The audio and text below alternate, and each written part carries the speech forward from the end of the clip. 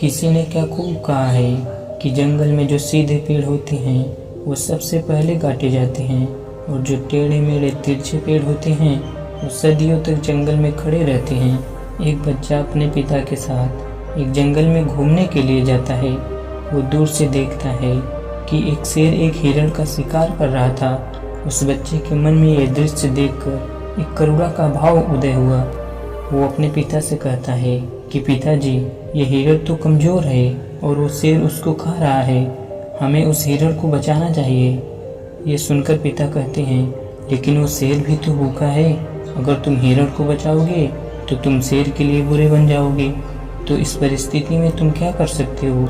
ये बात हम सब के लिए सोचने की है कि एक जगह जहाँ हम किसी का फायदा कर रहे होते हैं, दूसरी जगह किसी का नुकसान कर रहे होते हैं। जैसे एक सिक्के के दो पहलू होते हैं, उसी तरह अच्छाई और बुराई के भी दो पहलू होते हैं। तो सवाल ये है कि किसी आदमी को कोई अच्छा काम करना है, अच्छा बनना है, तो वो किस तरह का काम करे जो किसी को आघात ना पहुंचाए।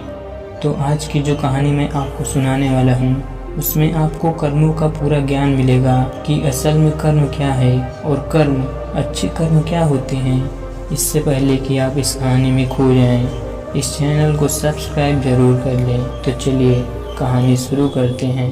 बात उस समय की है जब गुरुकुल में शिक्षाएं हुआ करती थी।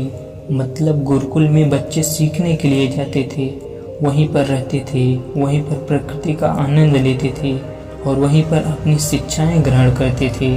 ऐसे ही वेरुवन गांव का मोहन नाम का युवक गुरुकुल में पढ़ाई करने के लिए जाता है।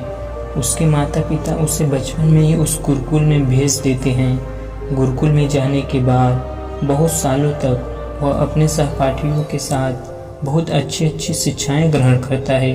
उसे वहाँ पर जीवन के सिद्धांत सिखाए जाते थे।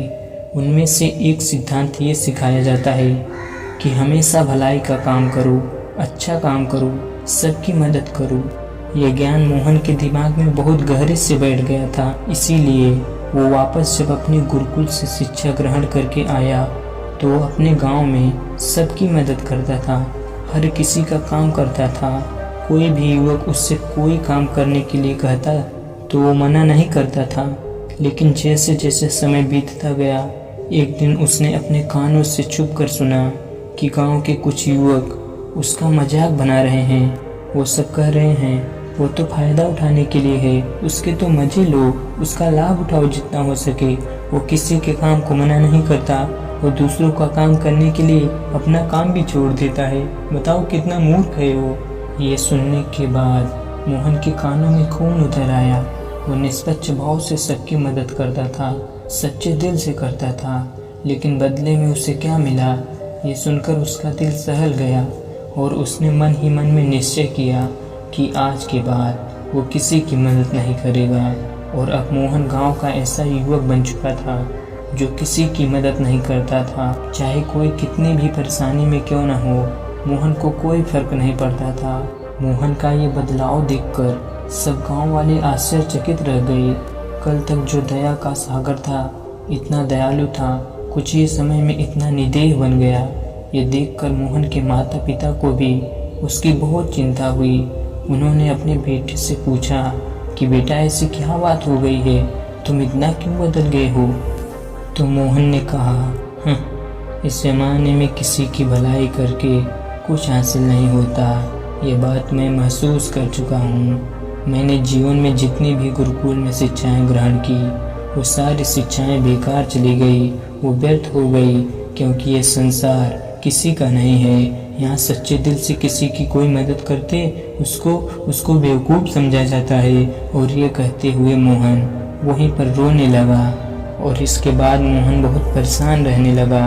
उसके माता पिता पहले वाला मोहन चाहते थे, वो वही मोहन चाहते थे जो सब लोगों की मदद करता था। लेकिन उनका बेटा कहीं दूर निकल चुका था।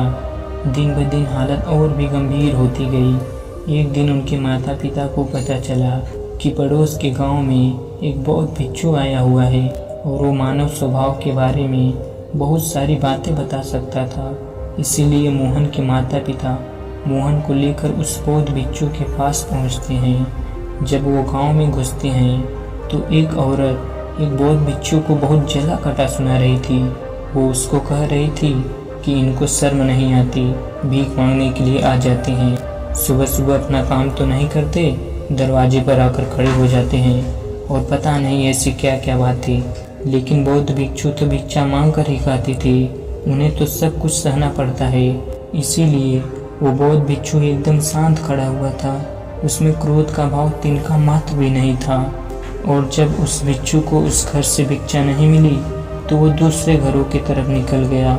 ये सारा दृश्य मोहन भी देख रहा था। इसके बाद उसके माता पिता को उस गांव के लोगों से पूछकर उस बौद्ध भिक्षु के ठिकाने पर पहुंचते हैं। वहां पर पहुंचकर वो देखते हैं कि ये वही भिक्षु था जो गांव से भिक्षा मांगकर वापस लौट आया था, जो गांव में भिक्षा मांग रहा था और जिसे वो औरत जली कटी सुना रही थी। उसे देखने के बाद मोहन और उसके माता पिता ने उसे प्रणाम किया और वो वहीं पर बैठ गए। उसके बाद मोहन के माता पिता ने सारी परिस्थिति उसे बयां कर दी। उन्होंने अपने बेटे का जिक्र करते हुए बताया कि ये हमारा बेटा पहले बहुत दयालु हुआ करता था, सबकी मदद करता था, लेकिन अचानक पता नहीं ऐसा क्या हुआ कि अब ये किसी की मदद नहीं करता। कोई इसके सामने मर भी रहा होता है तब भी ये बिल्कुल उसे पानी भी नहीं पिलाता। ऐसा स्वभाव हो गया है इसका। हम कुछ समझ नहीं पा रहे हैं कि ये बदलाव अचानक से हुआ कैसे। इससे पहले कि वो बौद्ध भिक्षु को जवाब देता, वो औरत जो गांव में उस भिक्षु को जली कटी सुना रही थी, वो अपने बेटे को लेकर वहीं पर पहुंच गई और हाथ जोड़कर उस भिक्षु से प्रार्थना करने लगी कि मेरा बेटा बहुत बीमार है, अचानक से इसे बुखार आया और गांव के लोगों ने बताया कि आप ही इसकी मदद कर सकते हैं, कृपया करके मेरे बेटे को ठीक कर दीजिए। ये सुनकर वो बौद्ध भिक्षु तुरंत उस बच्चे का उपचार करने में लग जाता है और वो कुछ ही देर बाद औषधियाँ देने के बाद वो बच्चा बिल्कुल स्वस्थ हो जाता है। ये सब देखकर वो औरत उसे कुछ भिक्षा देकर प्रणाम करके वापस लौट जाती है। ये सारा दृश्य मोहन भी देख रहा था।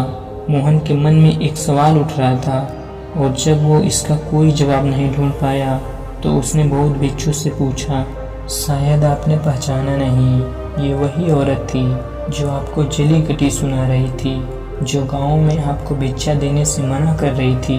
शायद आपने उसे पहचाना नहीं तो आप उसकी मदद नहीं करते। ये सुनकर वो बौद्ध भिक्षु मुस्कुराने लगता है। उसके बाद वो बौद्ध भिक्षु मोहन को बताता है कि दूसरों की अच्छाई करने से कुछ अवस्थाओं में दुख मिलता है, लेकिन अगर तुम कर्मों का सिद्धांत समझ लेते हो तो अच्छाई और बुराई इसके सारे भेद तुम्हारे सामने स्पष्ट हो जाएंगे। मैं भली भांति जानता था, लेकिन मैंने बिना कोई द्वेष का भाव रखे हुए वही किया जो मेरा कर्तव्य था। जब आप किसी की भलाई या किसी की अच्छाई बिना किसी लालच के करते हो, बिना किसी बदले के करते हो, बिना किसी द्वेष के करते हो, वही अच्छाई होती है। लेकिन अक्सर जब हम लोग किसी की मदद करते हैं तो हमारे मन में यही भावना बन जाती है कि बदले में वो इंसान भी मेरी मदद करे, लेकिन ज़रूरत पड़ने पे जब वो हमारी सहायता नहीं करता तो हमें दुख होता है। इसीलिए किसी भी इंसान के साथ बिना कुछ पाने के भाव से उसका भला करो और उतना ही भला करो जितना तुम्हारा सामर्थ्य हो, मतलब तुम्हारी आर्थिक और शारीरिक क्षमता के हिसाब से, ताकि कल को अगर वो इंसान तुम्हारे साथ बुरा व्यवहार भी करे तो तुम्हें उसका खेद ना हो, उसका पश्चाताप ना हो कि मैंने तो इसके लिए इतना कुछ कर दिया और ये मेरे साथ अब ऐसा व्यवहार कर रहा है। इसीलिए किसी का उतना ही भला करो जिससे तुम आहत ना हो। दूसरी बात, किसी दूसरे परिवार के झगड़े के बीच में तुम कभी मत पड़ना। अगर कोई पति पत्नी आपस में लड़ रहे हैं और वो पति अपनी पत्नी को पीट रहा है और तुम उसे बचाने के लिए पहुंच जाते हो कि तुम भाई औरत को क्यों पीट रहे हो, तो ऐसा करना तुमको संकट में डाल सकता है, क्योंकि वही औरत जिसकी तुम मदद करने के लिए गए हो वो ये कह सकती है कि ये हमारे आपस की बात है, तुम्हें इससे क्या लेना देना, और इसका तुम्हारे पास कोई जवाब नहीं होगा।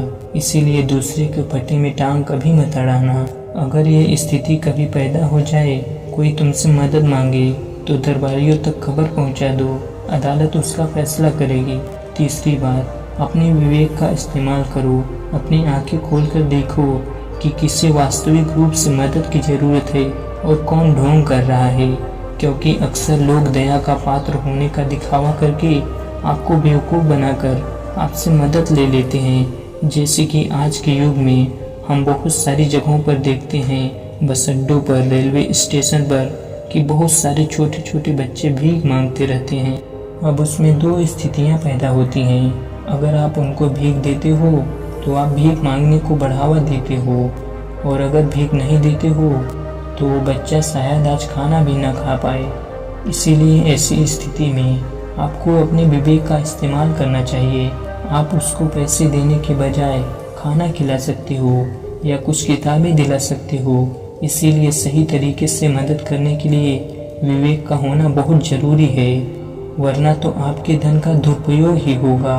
और एक बात जो समझने की है कि किसी की भलाई करनी है तो खुद की भलाई करो, क्योंकि अगर तुम खुद जीवंत हो गए, अगर तुम खुद बदल गए तो सारा ज़माना अपने आप ही बदल जाएगा। इसीलिए कहीं आपने अपने मन में ये भ्रम तो नहीं बना रखा है कि मैं तो अच्छा इंसान हूँ और मैं दूसरों की मदद करता हूँ, तो वो तुम्हारा अहंकार का रूप है। इंसान कभी भी आखिर तक पूर्ण नहीं होता, और जो अपने आप को पूर्ण समझ रहा है वो धोखे में है। इसीलिए दूसरों को बदलने के बजाय खुद को बदलने पर ध्यान दे, और इसके लिए आपको भीड़ में भी अकेला रहना सीखना होगा। आप सबके साथ हैं, सबकी उपस्थिति में हैं, लेकिन अंदर से आप एकांत हैं, अंदर से आप शांत हैं, अंदर से आप मौन हैं। जब आप अपने आप को एकांत में देख लेते हैं तो आपकी अंतर यात्रा चालू हो जाती है। अपने अंदर के एकांत का आनंद उठाने के लिए आपको ध्यान में उतरना होगा।